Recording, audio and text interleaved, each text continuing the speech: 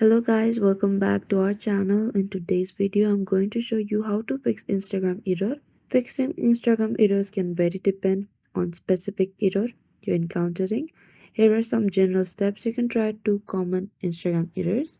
First, you need to check your internet connection. Ensure that you have a stable internet connection. Poor connectivity can cause various errors on Instagram. Try switching between Wi-Fi and mobile data to see if the problems still persist. Or you could also try restarting the app just like opening the Instagram app and simply completely close it. This simple step can often resolve temporary glitches.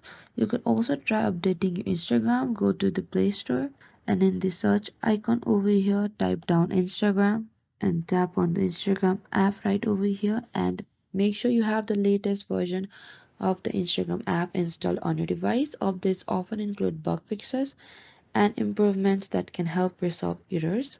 You can also uninstall the Instagram if none of the above steps work. You need to try uninstalling and then reinstalling the Instagram app again.